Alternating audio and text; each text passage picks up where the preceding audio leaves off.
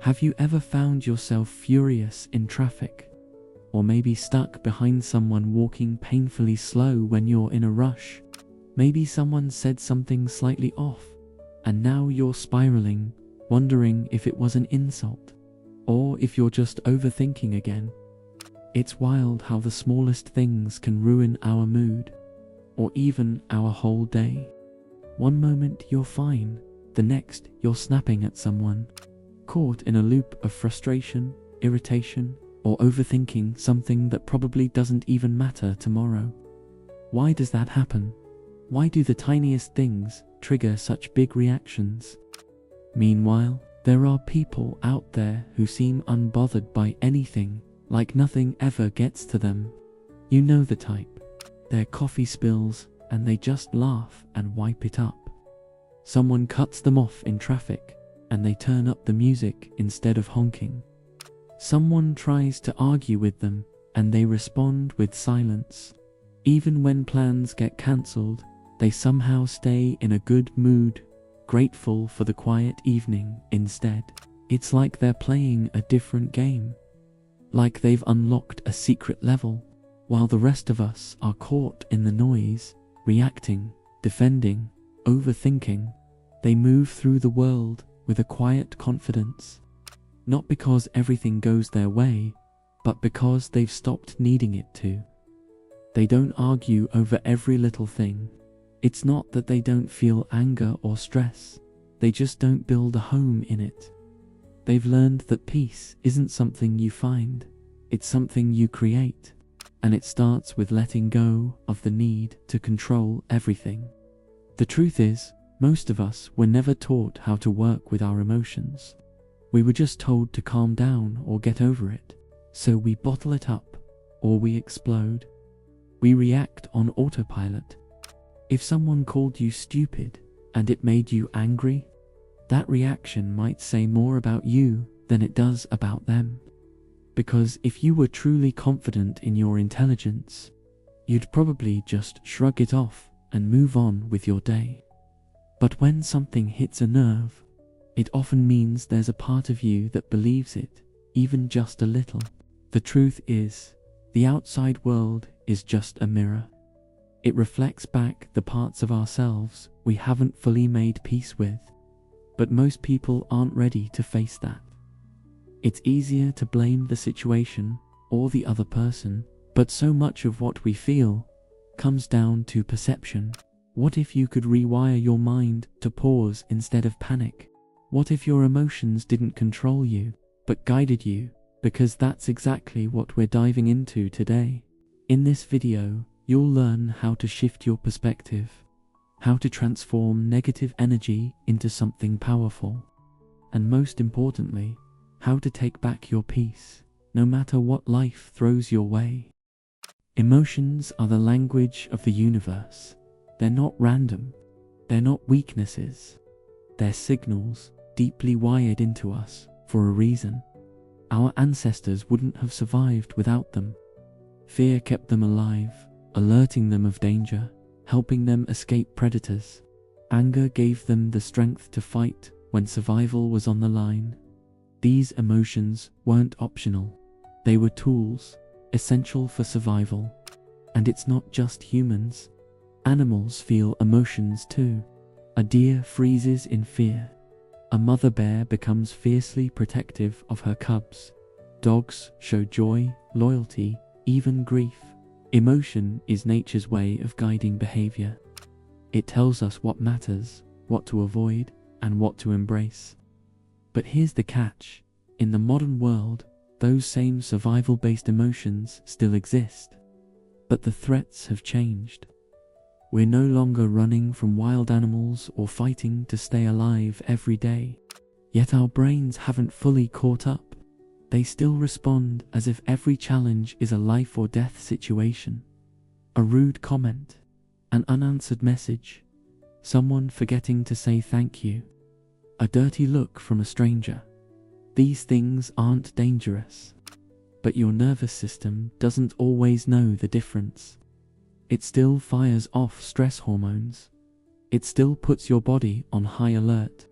Your mind starts racing, You feel tension in your chest. You replay that moment over and over, even when you're just sitting on the couch hours later, stuck in your head. It's like carrying ancient instincts into a modern world that doesn't require them, and instead of helping you survive, they now sabotage your peace. But here's the good news: just because your brain reacts that way doesn't mean you have to. You can learn to notice the reaction and choose a different response. We've all been there. It's raining when you were hoping for sunshine. The forecast said clear skies, but now you're stuck with grey clouds and pouring rain. And in that moment, it's so easy to get frustrated. You wish it would stop. You complain about it, maybe even let it ruin your mood for the rest of the day. But here's the thing: no amount of frustration is going to change the weather. The rain doesn't care how upset you are. It's going to keep falling, whether you like it or not. When we try to control what's not in our hands, we end up fighting life itself. Think about it. You're sitting in traffic, and instead of accepting that you're stuck, you keep trying to control it, getting frustrated, wishing the cars would magically move. The more you resist, the more upset you become. The same happens when we try to control others, hoping they'll act in ways we approve of, or that they'll treat us the way we want. But people have their own lives, their own thoughts, their own paths. Trying to control their actions or reactions only leads to more stress and disappointment. This doesn't mean we should just let life happen without any direction. It's not about passively accepting everything and letting go of all effort. Instead, it's about recognizing when there are things we can't control and shifting our focus to what we can. Our thoughts, our reactions, and how we interpret the world around us. This is where surrender comes in, not as weakness, but as power. Surrender is the ability to let go of the need to control everything around you and accept the present moment for what it is. It's a deep trust that life will unfold in its own time and that you don't need to fight every obstacle you face. Surrender is a choice, not a defeat.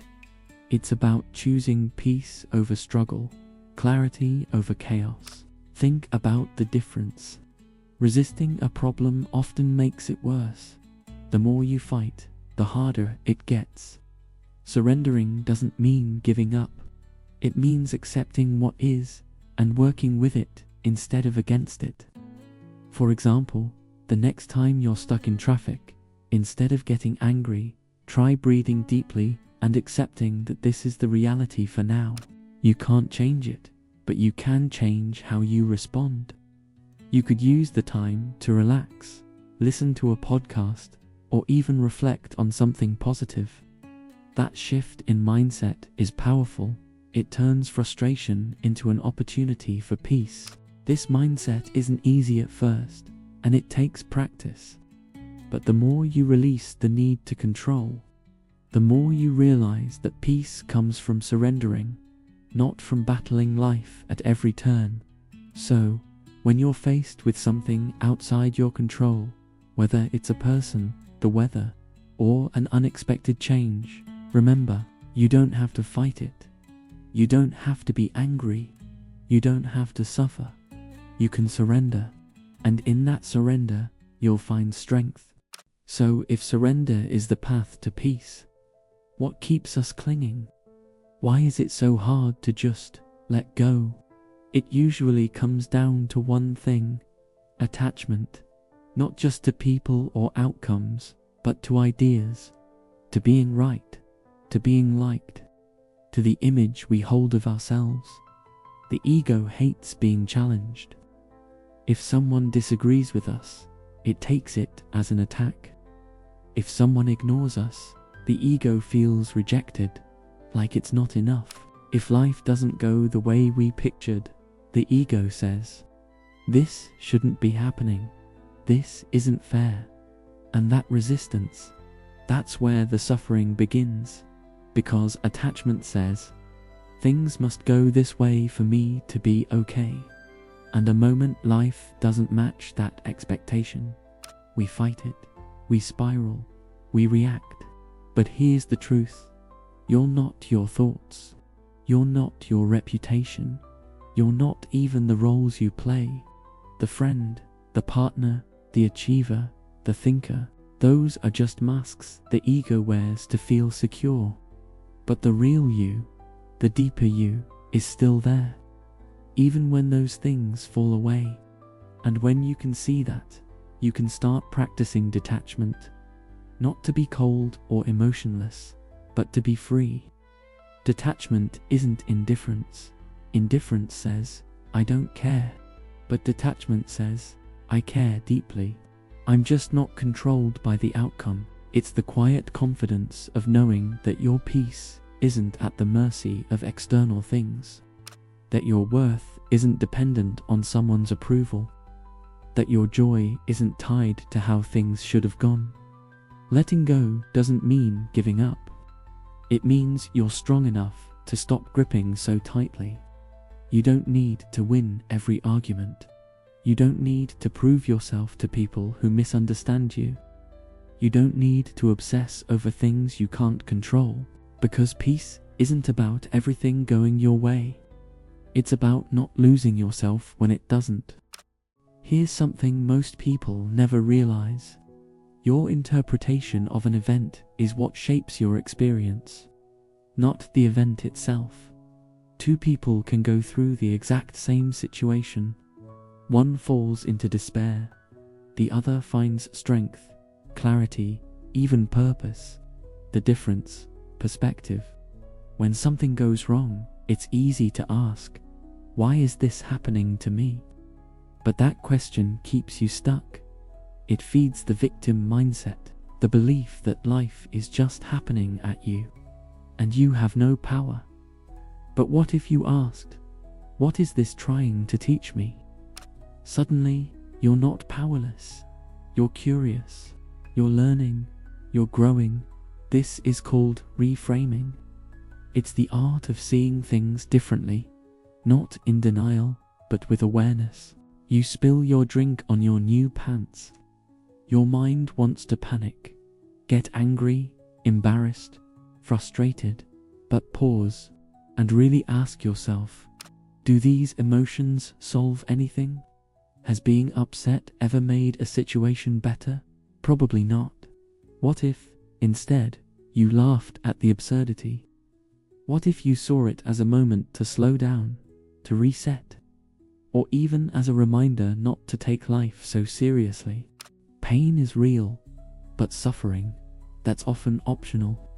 Being negative doesn't change the outcome, it just makes the experience heavier. But when you shift your lens, you become like an alchemist, turning discomfort into wisdom, turning setbacks into fuel. You get to choose how you see the world. You get to choose what story you tell yourself. And when you start asking better questions, life starts giving you better answers. If this spoke to you, feel free to subscribe. We'll keep exploring what it really means to live with peace, presence, and power.